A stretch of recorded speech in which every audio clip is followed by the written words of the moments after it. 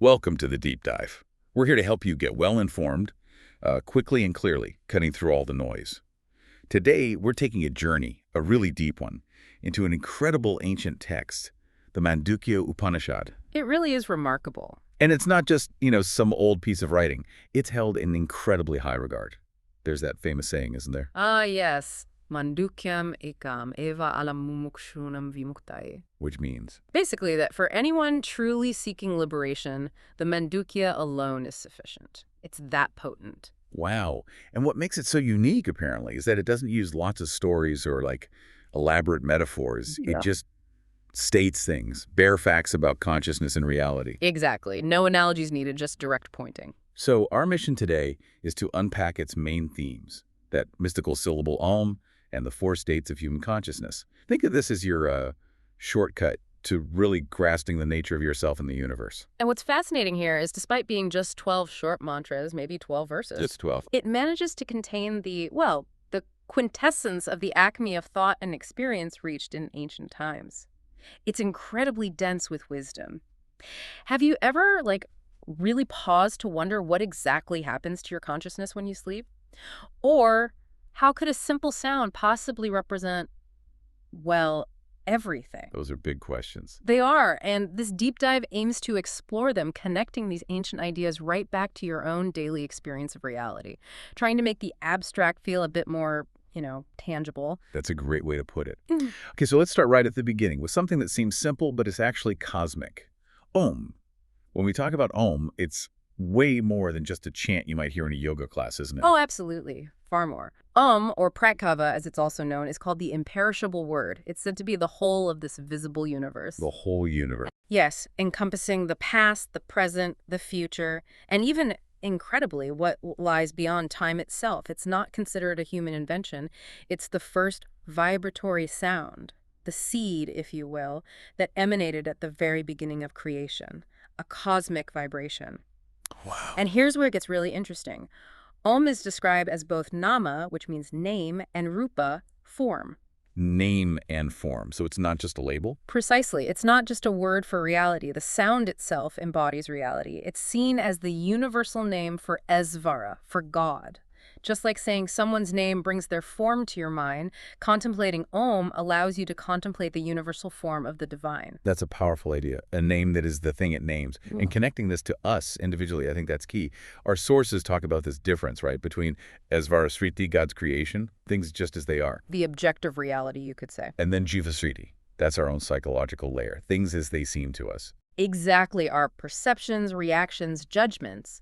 And it's this jivasriti, this personal filter, that tends to bind us to samsara, the cycle of earthly existence, suffering, rebirth. Like the example given how you react totally differently if someone calls you Maharaj, a king, versus calling you an ass. Or hearing snake suddenly. Right. Those names, those sounds create vibrations within us, triggering associations, shaping our immediate reality. It's powerful stuff. It really is.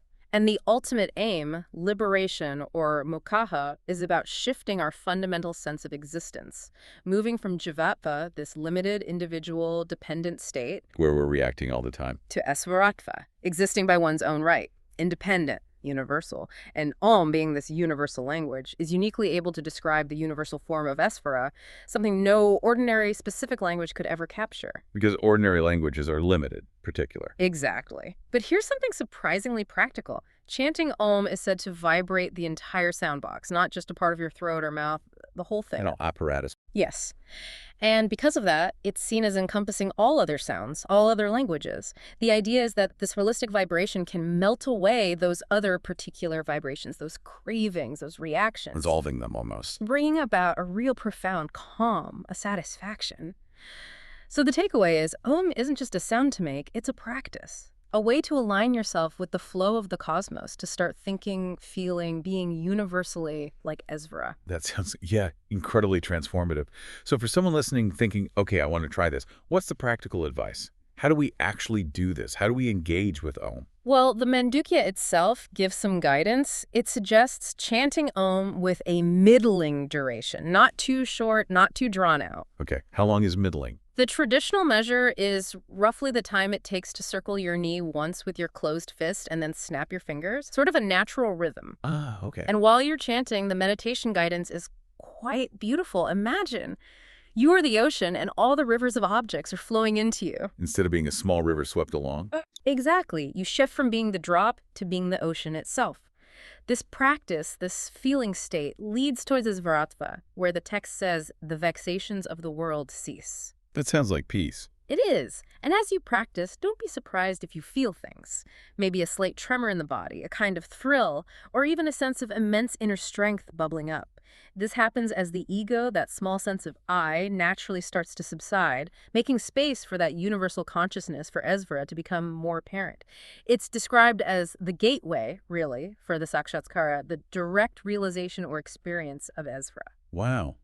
A gateway. Okay, so from this cosmic sound, the Upanishad then takes us deeper into the structure of our own self, right? It does. It makes this incredibly bold statement. All this, verily, is Brahman. The self is Brahman. Meaning everything is the ultimate reality, and our own deepest self is that reality. Yes. And then it says, this self has 4 quarters.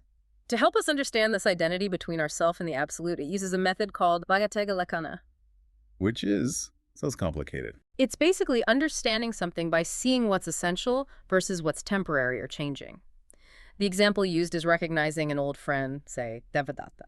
Okay. You see him years later in a different place, maybe looking different. You say, oh, that's Devadatta. The circumstances, the attributes have changed, but you recognize the essential person. This method helps us isolate that unchanging core self from all the changing conditions. Got it. Seeing the essence beyond the appearance. Precisely. And the Upanishad elaborates by talking about 5 fundamental characteristics present in everything.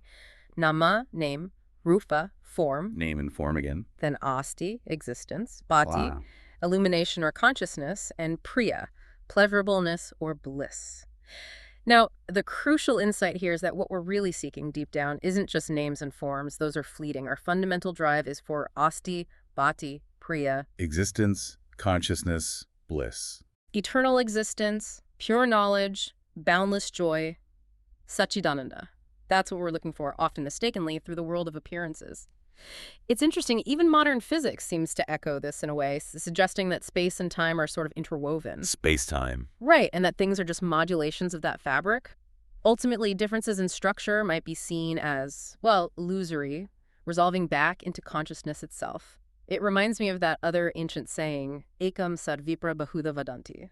Truth is one. The wise call it by many names. Exactly. The one existence appears as many. Okay, so this self, the Atman, has 4 quarters or 4 feet, but not literally like a cow, right? No, not like a cow. More like the 4 quarters that make up a whole coin. 4 integrated aspects, or perhaps better, 4 stages of transcending limitations. The stages. Okay, what are they?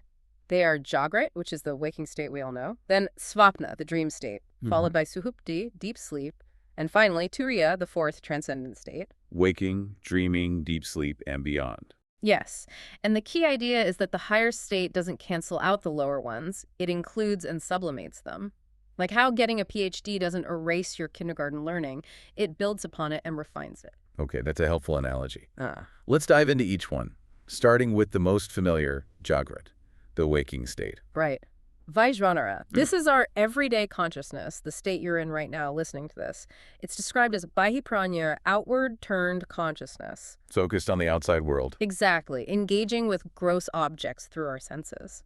The Upanishad gives this state a cosmic dimension too, equating the individual waking experience with Virat, the cosmic person who animates the entire physical universe. The cosmic person. How? It uses this amazing imagery. Heaven is Virat's head, the sun and moon are the eyes, the whole earth is the feet. It's a vision of the entire physical cosmos as one conscious entity. Remember Arjuna's vision in the Gita?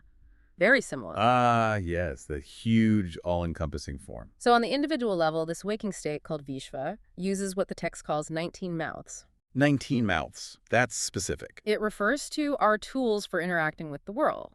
The 5 senses of knowledge, seeing, hearing, etc., the 5 organs of action, speaking, grasping, etc., the 5 vital energies or pranas that keep us alive, and the 4 aspects of our inner mind, the basic mind, manas, intellect, buddhi, ego, ahamkara, and the subconscious memory store, chitta. All focused outwards. all interacting with the gross physical world. Yes. Now, the crucial difference is this. For us as individuals, as jivas, this outward focus often binds us through desires, likes, dislikes, judgments based on what we perceive. We get attached or repelled. Exactly.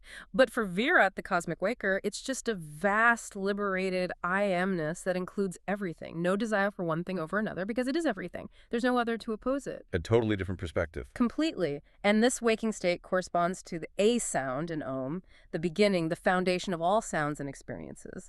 Meditating on this harmony, this unity of the individual and cosmic waking state, is said to lead to the fulfillment of desires and make one foremost among people. Okay, so that's the outward reality.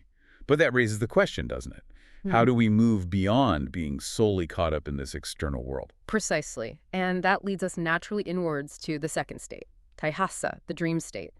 This corresponds to the U sound of Om. It's a dreamer. Yes. Here, consciousness is antapraja, inward turned. Still active, maybe even described with the same 7 limbs and 19 mouths, metaphorically, but now enjoying subtle objects, thoughts, images, feelings generated internally. The inner world. Right. And the Upanishad does something brilliant here. It challenges our usual dismissal of dreams as just unreal compared to the real waking world. How so? It asks, well, if you dream of a snake and feel real terror, maybe even jump in your bed, was that experience unreal at that moment? The feeling was real, the reaction was real. Good point. It felt real then. The text suggests the world, whether waking or dream, is there as long as we see it and we cling to it. Its reality is tied to our perception and engagement. And here's a real aha moment from the sources. Just as in dream, you cannot make a comparison between dream and waking because you're in the dream.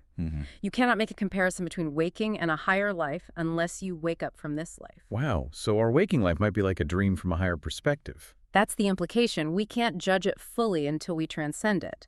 Cosmically, this dream state corresponds to Hiranyagarbha, the cosmic subtle body or consciousness, the source of all subtle forms, like the blueprint of the universe. And dreams themselves.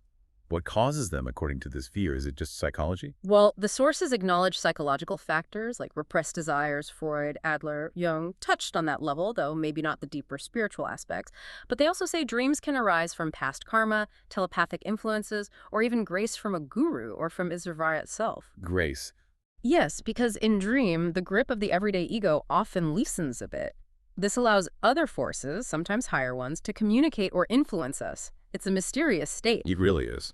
So Taishasa corresponds to the U sound of Om. U is seen as elevated above A, representing this middle inward state. Meditating on the unity here, the connection between the individual dreamer and the cosmic dreamer, is said to raise one's status of knowledge and make one a harmonizing element in society. It even says, no one ignorant of Brahman can be born in the family of such a person. High praise indeed. Okay, waking, dreaming. Next is deep sleep. Pracha. Yes, prajanya, the state of deep, dreamless sleep. This corresponds to the M sound of Om. Here, the mind's activity just stops. Complete cessation, no desires, no dreams. Just blankness. Not quite blankness. It's described as undivided and undifferentiated mass of consciousness. And crucially, it's consisting of bliss and feeding on bliss. Anandamaya. Bliss. In deep sleep, we don't remember bliss when we wake up. We don't remember it consciously, but think about how you feel after a truly deep, refreshing sleep. Restored, energized. The text makes a startling claim. The happiness of deep sleep is greater than all other forms of happiness or pleasure born of sense contact. Greater than anything we experience when awake. Yes. You're more happy there than when you are an emperor. Even though you possess nothing, experience nothing through the senses. You simply are. You eat ananda, swallow ananda, consume ananda, and exist as ananda. That's incredible. Existing as bliss itself. And the core idea here is profound. If this state of deep, blissful unity could somehow be made conscious, if we could be aware in that state. What would it be? That would be samadhi, atma-sakshatkara, superconsciousness, liberation itself. Deep sleep is like the unconscious doorway to that state. Wow. So, cosmically, what does praja correspond to? It corresponds to Isvara, the Lord of all, the omniscient, the indwelling controller, the source of everything. This is the causal state of the universe, the potential from which everything manifests. God as the potentiality, the source. Exactly. Isvara is omnipresent, omniscient, omnipotent. His knowledge isn't like ours, gathered bit by bit. It's intuitive, simultaneous with existence itself. Knowledge is being for Aisvara. And how does our individual deep sleep relate to that? We feel limited, but Aisvara is unlimited. Right. As jivas, our freedom seems constrained, our actions create consequences, karma. But from Esvar's ultimate perspective, the source suggests even all our efforts of the future are determined by the will of Isvar. It's a complex point about free will and divine will. A very deep point. And this prajna state connects to the M sound of Om. M is seen as the measure of all things and also the endpoint, apidi, where A and U merge back into silence. Meditating on this deep unity is said to grant the capacity to measure all things, to become Sarvajara, all-knowing in essence, and to have everything merge in him. Merging back into the source. Waking, dreaming, deep sleep. A-U-M. That brings us to the final state, doesn't it? Turiya, the fourth. And this corresponds to the soundless aspect of Om, you said. So if we've gone through outward focus, inward focus, and even the dissolution of focus and sleep, what on earth is Turiya? What's beyond all that? Turiya. This is the ultimate. It's described as reality as such, independent of relation, the absolute, the supreme Brahman itself. It's beyond being a cause, beyond being an effect. Even calling it creator is a limitation because that implies a relationship to creation.